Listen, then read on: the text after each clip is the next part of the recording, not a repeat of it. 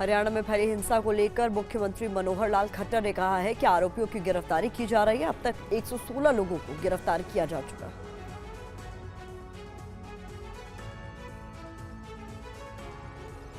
दुर्भाग्यपूर्ण दर्दनाक जो घटना हुई, उस घटना में काफ़ी बड़ी मात्रा में नुकसान हुआ और पुलिस की जो 30 कंपनीज हरियाणा की और 20 अन्य कंपनी जो केंद्रीय सुरक्षा बलों की हमको मिली थी, जिनमें से 20 में से 3 हमने पलवल में, 2 गुरुग्राम में, 1 फरीदाबाद में और 14 जो कंपनीज हैं वो नूह जिले में डिप्लॉय की गई हैं।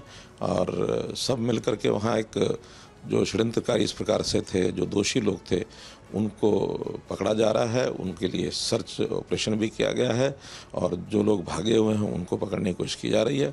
अभी तक 116 लोग ये अरेस्ट हो चुके हैं और उनको आज उनका रिमांड लिया जाएगा ताकि उनसे और जानकारी लेकर के जो भी लोग इसमें दोषी पाए जाएंगे उनको पकड़ करके उनके खिलाफ सख्त से सख्त कार्रवाई की जाएगी। किसी को भी बख्शा नहीं जाएगा। इधर नूह के साइबर थाने के अंदर पहुंचा TV9 भारतवर्ष। साइबर थाने के अंदर दंगाइयों ने जमकर हिंसा की। थाने के अंदर खड़ी गाड़ियों में आग लगाई। थाने में रखी फाइलों में भी आग लगा दी गई। थाने की दीवार पर बस से टक्कर मारी गई। जुलाई को नूह में जिस तरीके से हिंसा हुई और उसके बाद क्या हुआ, तमाम आपबीतियां और कहानियां हमने सुनी, लेकिन सरकारी दस्तावेज क्या कहते हैं? नूह के साइबर थाने में जब अटैक हुआ उसको लेकर के तमाम जो बातें FIR में की गई हैं, TV9 भारतवर्ष के पास वो FIR है। यकीन मानिए इस FIR को जब हम आपको पढ़ के सुनाएंगे तो आपकी रूह कांप जाएगी कि आखिर जिन दृश्यों को आप केवल फिल्मों में इमेजिन करते थे वो असलियत में यहाँ पर हुआ।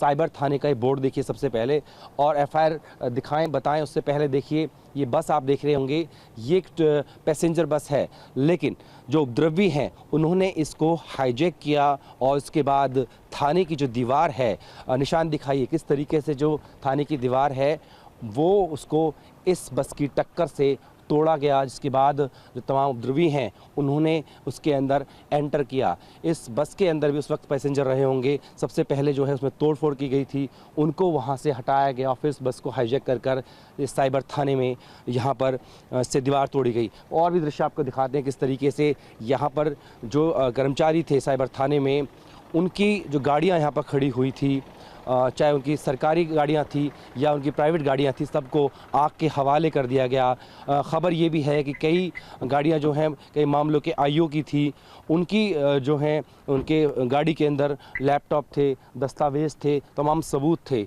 वो भी जलकर खाक हो गए। तो तमाम तस्वीरें आप देख रहे हैं कि किस तरीके से साइबर थाने को अटैक किया गया। ये जो आप ऊपर देख रहे हैं पहले कवर्ड था, जो टीन शेड था, इस पर भी जो उपद्रवी हैं वो चढ़े, पीछे की दीवार जो है वो तोड़ दी गई। और यहाँ पर हमें यही बताया गया कि ये जो आप देख रहे हैं AC का जो वेंट है, ये जो नीचे पड़ा हुआ है, ये पहले ऊपर रखा हुआ था, लेकिन जिस तरीके से अटैक किया गया और ऊपर से भी कोशिश की गई कि इसको तोड़कर अंदर जाया जाए, और इस ही पूरी कवायद में जो ये दीवार है, ये छत जो है वो टूट गई और पूरी तरीके से अर्थव्यस्त यहाँ पर किया गया।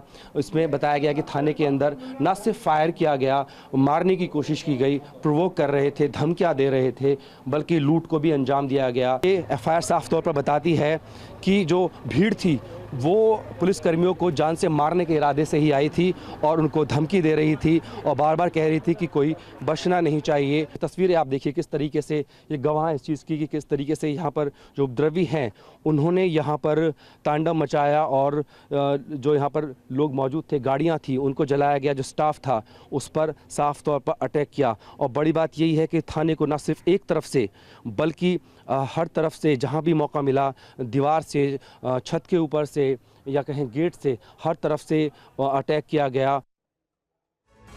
और इस बीच एक और बड़ी खबर है। केंद्रीय मंत्री कृष्णपाल गुर्जर का बड़ा बयान।